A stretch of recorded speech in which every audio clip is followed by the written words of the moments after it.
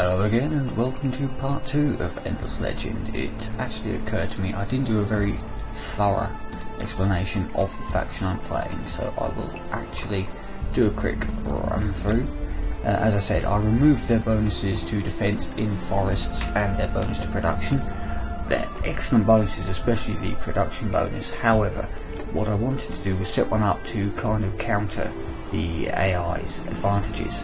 In most 4X strategy games, the AI gets production bonuses, happiness bonuses, population bonuses and so on, because the AI can't really compete with a human. In this game though, not only do they get those, they also get bonuses to their units' attack, defense, damage and hit points, which makes them even more powerful militarily than most 4X games.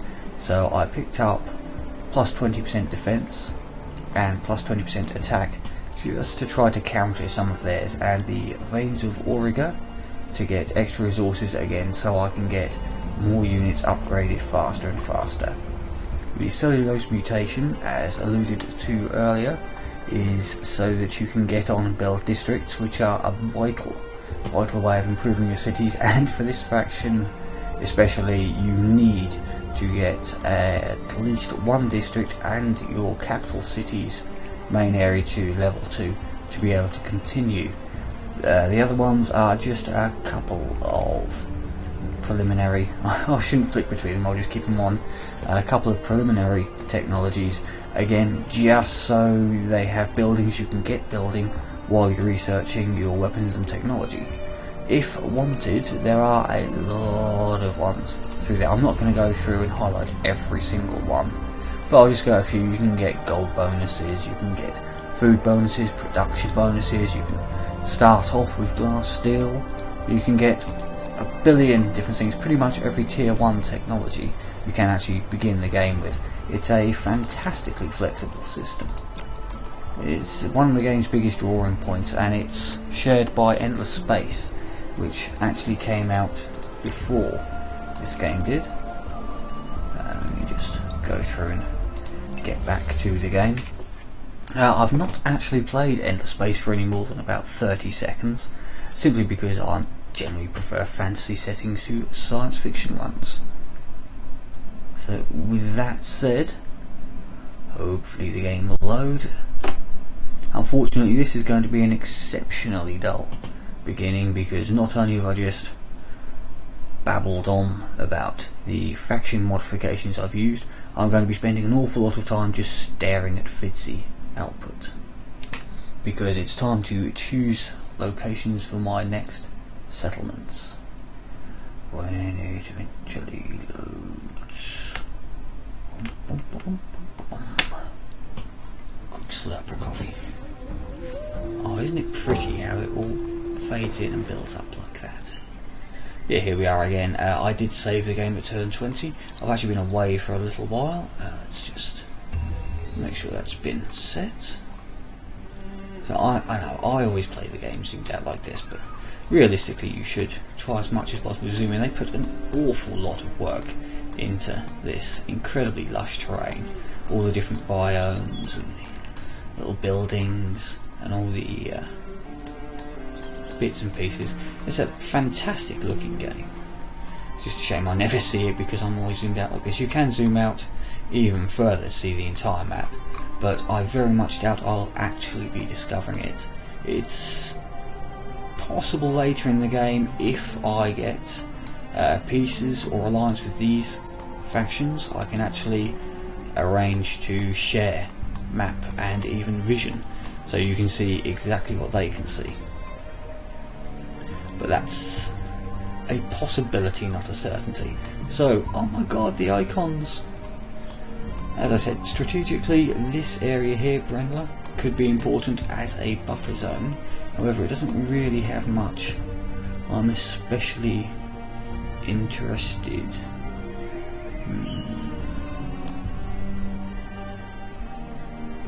It's got some interesting anomalies. These, as you can see, most of the times they only have 3 or 4 resources on them.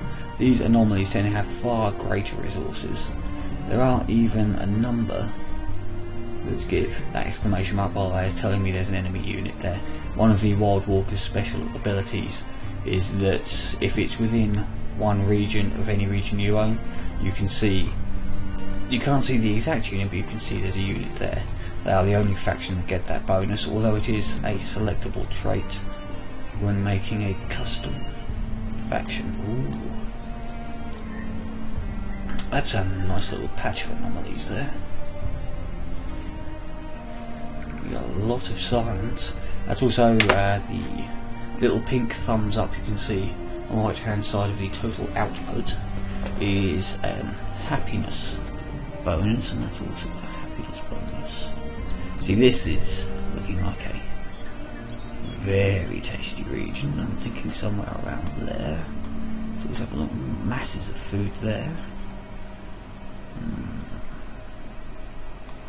As I said, this is not going to be a massively interesting portion because it's mostly just me staring at numbers. Although, as with all 4X games, staring at numbers is a very large part of it. Initially I'm going to be throwing down 2 extra cities. I may expand even further, or I may not bother. It really depends on what's available. That's lovely, but it's so close to the edges.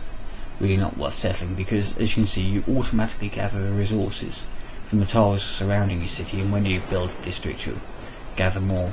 So you don't really want to be building right on the edge there, because you would lose the potential output from those since they're not in the same hex. Although just there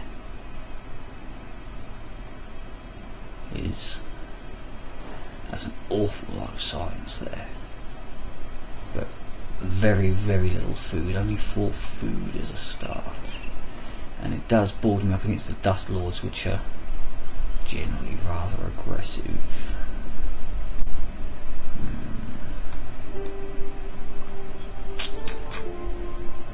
What does that have? Strategic resource wise, just a titanium and an extra glass steel. Soth is definitely looking. These can be renamed, by the way. Once you've conquered them, you can rename them to anything you like.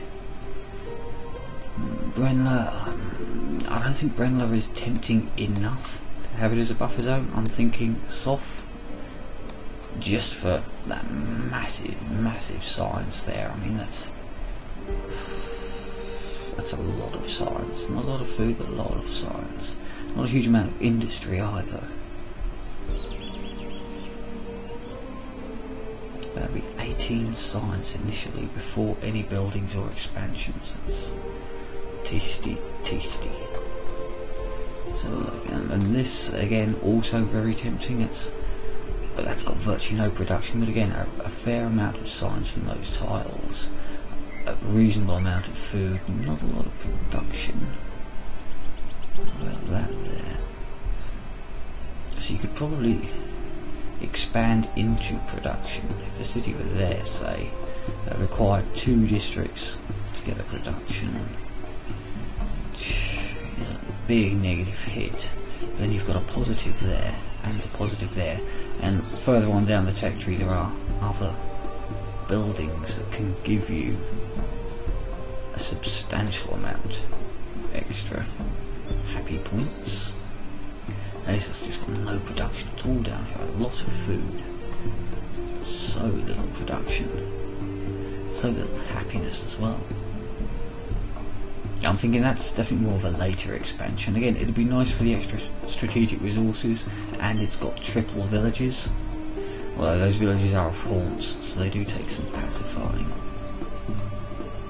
But of course I know I can probably expand here quite late, because the cultists are around here somewhere and they can't expand at all. So yeah, I think my mind is reasonably made up. So what I need to do is select the settler and start swinging him. Would I want to be there or there? There, I think. See, because that's get some extra food and production. That's 2 productions, 4.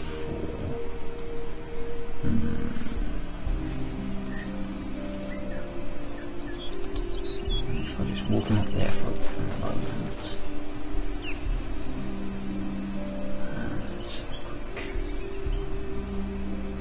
also got a bit of extra dust. That's counted there. It's the same distance either way to reach that secondary. It doesn't really matter. Well, I'm pretty sure that settling on there means you don't actually get all those bonuses because the city removes it, if memory serves. Yeah, the city removes all the base bonuses and just gives one of everything. So you don't really want to settle directly on such a tasty piece of land. Settling directly on there would also give you the titanium deposit. You don't be losing one science. So yeah, that seems reasonably plan adjacent. Let's continue. 3 turns. I just want to make sure that's secure before I'm taking a bit of a risk just throwing a settler out there because the inhabitants of these villages could possibly roam around and attack, but they are the Delvers, which, as I said earlier, are this game's equivalent of the dwarves. So yeah, I think I want to settle there. It's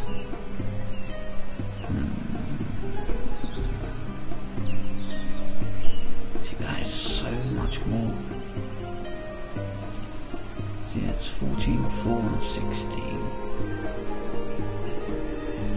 Sack it. That'll do. I'll just throw her down. I see the cities are just a little bit of a minus. So, mill foundry, empire mint, seed storage, and build up my titanium because I don't have any of those running yet. It goes straight onto the population function. So make sure, yeah, there's still buildings. I'm 2 turns away from the settler. Let's just have them wander across.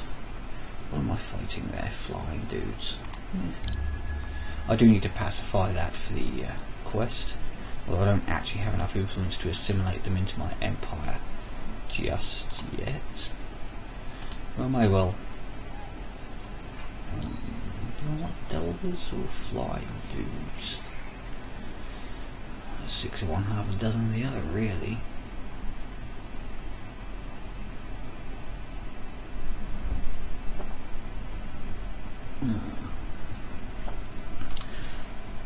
So I'll pacify them both and just have a look. I'm not familiar enough with this game to remember off the top of my head what bonuses everything gives. As you can see, my city's now down to 2 population because every settler you build removes a population. Yeah. He's very chatty, then he stabs you in the back. Kind of like Alexander. So I'm going to pop them back onto food to regrow the population. And I'll have him throw down a couple of Dakari. So I'm going to need some more ranged units. However, before I do that, let us see what we can do with that. Yeah. Let's just see if we can upgrade his gear slightly. I don't have the armour researched yet. When is that? Oh, next turn. It can wait till next turn, I believe. So yeah, time being, I'll tell you what, I'll put the turn into the borough streets. So borough streets is how you expand. You can only build it next to a current city or borough street. As you can see, it doesn't give me the option here. But I'm going to need this. I'm going to have to expand here, here, and here, or expand here, and here. You can't expand up that way to form the triangle. As I said, forming the triangle is of vital importance for the faction quest. Now, expanding this way first would get extra science and food. Expanding, yeah. I think that's got to be the first expansion. Just to grab that top there. Extra food, extra science, extra production. It's decent. I'll just pop them there waiting for the attack because next turn I'll hopefully be able to upgrade them and my hero. So if I go back to him, trinkety trinkets. I'm actually going to try to give him those upgrades there, since he's primarily going to be a city manager, giving him extra science per person in the city, extra gold per person in the city. I mean, you can have them all out offense, but it's not really a big deal. Armour, obviously we need armour for him because the hero is by far the most important person you get. And then my actual units, these are actually linked to the function keys. I could hit F1, F2, F3, F4, but my left hand is currently holding my coffee.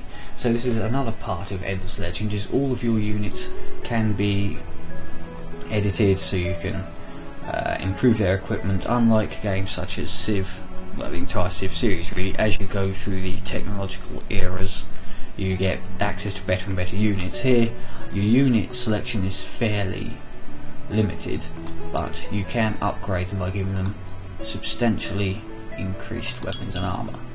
You can see the stats here. The sword is their attack value, the star is their damage value, the lightning strike is their initiative, and on the armour pieces, hearts is health, shields are defence, and again the various different titanium and glass steel armours will give all sorts of different effects.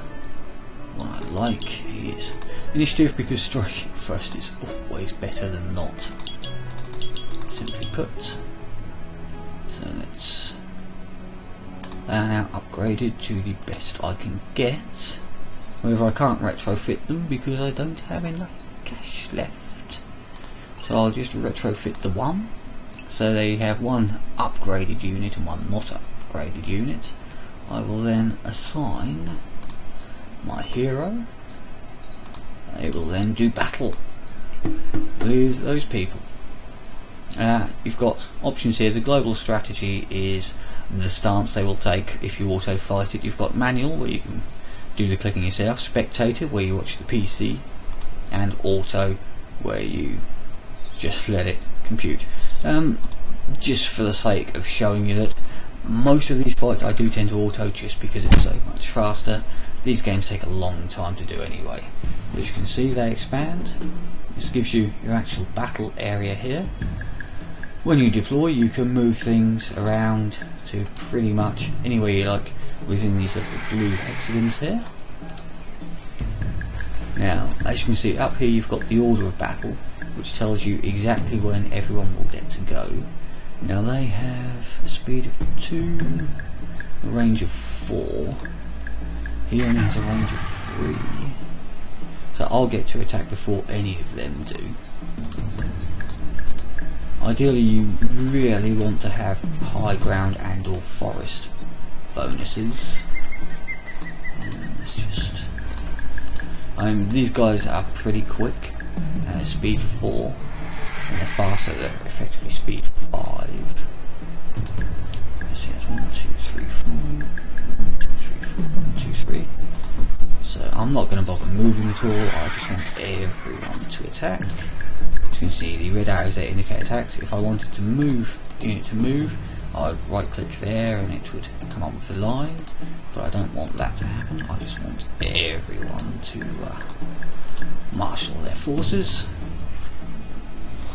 And we see the battle itself. Zoom in a little bit for you. Ring of arrows. As you can see, I've actually gone all out offense. I could have equipped these with a crossbow and a shield for better defense. Instead I went with longbows for better offense. You can actually speed up the combat as well if you really want, but if you're going to watch the animations, you may as well watch the animations at regular speed. As you can see, you've got phase 1 of 6 down here. Combats only ever last a maximum of 6 rounds. They're certainly giving my archers a bit of punching, aren't they? Oh, so I do say punching, not fisting.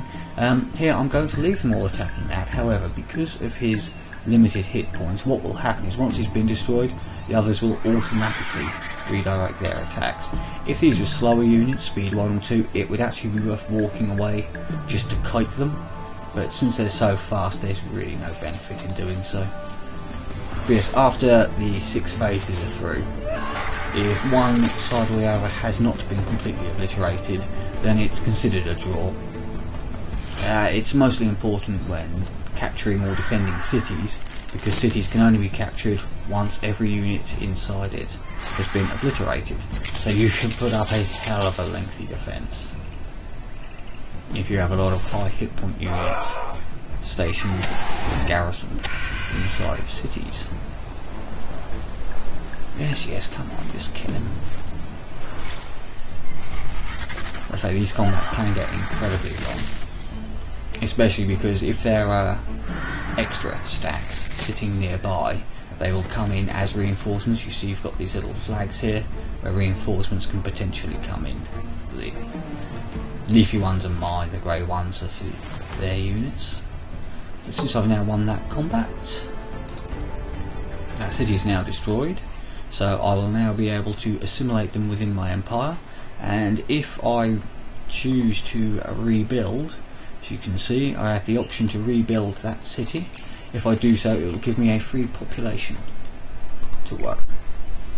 You can also pacify them by bribing them with cash, or by parlaying and doing the quests, but that means researching a technology I'm not really interested in. So here I could assimilate them as a faction, which means I'll be able to build their units, but also get a 5% initiative bonus per pacified Nidia village.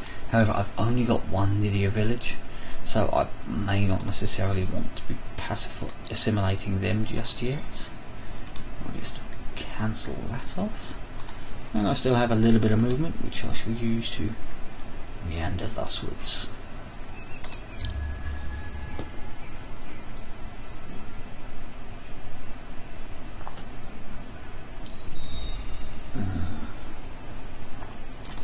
Tasty coffee.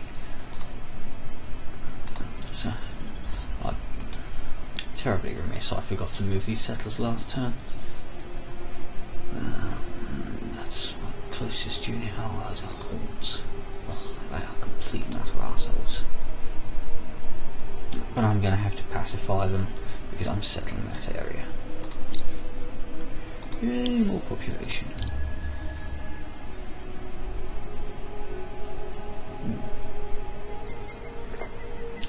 Tasty coffees. Right, here's leveled up. So again, I'm going purely for the industry bonuses here. I'm using for combat at the moment, but I will not continue to do so. It will soon be purely a city governor.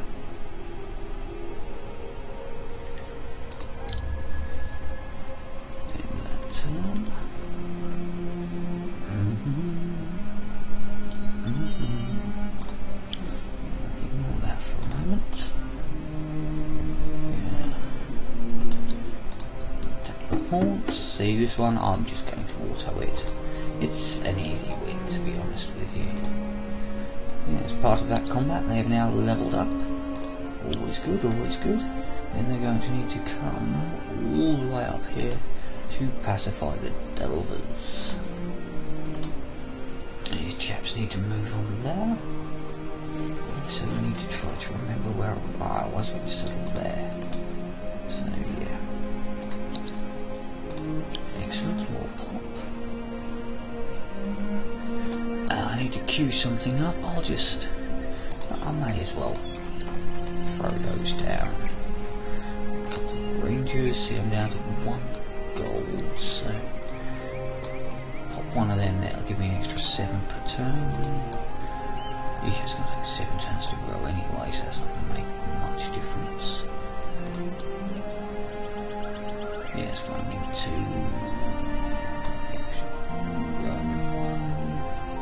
yeah, sack it. I'll just get the 1 extra pop immediately and then pop it over to gold. I do need to get some gold for extra heroes for the cities, which I shall do now. Well, first things first, I should just have him settle there. Oh, my city's going to be taking such a massive happiness hit now because of that. Yeah, see, they're now down to unhappy They're just into content. They're just into content. See, it's the boroughs the issue there. However, I can research a sewer system which will give me plus 20 approval. And the extra sciencey stuff. See, haunts bonus 5%. Science per pacified haunts village. Maybe, don't know. It's possible. See, unfortunately, because they are unhappy, that's going to give a negative on their production. Right, Empire overview. We are generally content. That is vitally important. That doesn't drop too heavily, because that will give you massive malice to your science output. Falling behind in tech is the primary way you lose this game. Wow. Yep. AI is expanding fast, and I don't even know who they are. I suspect they might be wild walkers. They are green after all. We'll soon find out. Toth needs cash and stuff and more stuff. Entertainium. Engines return.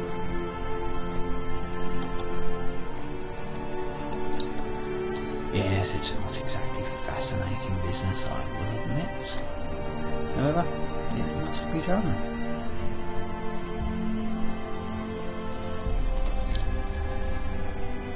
Yeah, once the sewer system's researched. Anyway, as I was saying, I need gold for extra heroes. Simply because the bonuses they give are massive. Especially if you can get them into the cities early so they level up. I mean, right now in the market I do have access to units I can purchase and heroes, and most of them start off as level 1. As you can see, you can buy heroes from any faction that have all sorts of cool shit. I'll be going through that once I get to the stage that I can actually afford to buy one. As a general rule, Wild Walkers are the best heroes for industry and production. Cultists are good all-rounders. The Ardent Mages and the Volta Heroes are excellent for science. There are some that specialise in food. The Draken, in my opinion, make the best combat heroes. Purely because, let's see, dwarves. I'll just spectate this one just so you can see. The dwarves? No, that was war. Oh no, it's Voltas. Interesting. While I chatter, what was I saying? Heroes, yes. The Draken make the best combat heroes simply because they're the only one with automatic healing abilities. Most of the time, when your units get injured in combat, should they manage to survive, what will happen is that they will slowly heal up over time. But there are only the Draken heroes and a couple of units actually have in-combat healing abilities. Plus the Draken also give initiative bonuses, defense bonuses, attack bonuses. They're fantastic heroes for combat, not too good at cities. And to be honest, I very rarely use my heroes in combat. I get very bored doing the conquest and supremacy victories in any of these games, simply because the AI's bonuses mean they can throw out so many units. You can spend hours clearing through them. I don't know if you've ever played Civ 5 on Deity, but they will spam units on every single hex of the map. It just takes so long clearing through them. Yeah. So, the dwarfs didn't last too long, unsurprisingly. You see there, I did actually get the militia to help fight, simply because it was a battle taking place in my city. I believe that's the only Delver village. It is indeed. So let's see what sort of bonus the Delvers can give us. Extra gold. Considering I only have one city of each anyway. Yeah. I'll go for the haunts. I mean, 6 of one, half a dozen of the other. Not really all that interesting, considering just how few options I have. However, I do need to assimilate a minor faction just for my faction quest. My sewer system is now ready to be built, and I shall do so. end the turn. Oh, sorry, I forgot. Put it back onto pretty and remove the Fitzy. And as you can see, winter has come. Sooner or later, the Starks are always right. Yes, one of the other interesting things about this game I completely had forgotten to mention is that at random intervals you will get winter, which as you can see has quite a substantial number of negative effects. As the game goes on, the winters get longer, they get closer together, and this list of effects, it has a scroll bar and it is a long scroll bar. So you really want to finish out the game before it gets too bad. Ultimately the game has a 300 turn limit on standard speed. I think it's 200 on fast and 500 on long or whatever, but I just play all these games on standard speed. The in-game explanation for that is that by that period of time the planet is in endless winter. See, that is my first part of my faction quest done. So I have now got the Visions of Glory, which is really nice. It gives you a massive increase in influence as you build buildings and districts. As you can, you feel free to pause and read if you must. I'm not going to read it all out for you. So I need 4 ranged and 2 minor factions, so I'm going to need to build 2 ghosty dudes and a couple of extra rangers, which I was building anyway. And again, if you really want to read all of this text, I'll just hold it for a space so you have plenty of time to pause and read at your leisure. Fascinating stuff the first time you play through, not quite so fascinating after a half dozen games. You can see it's wintry, there's snow everywhere and blizzards, and looks an awful lot like Scotland. So with that, I think I shall end the recording here now that winter has come. Seems like as good a place as any to stop. Thanks for watching.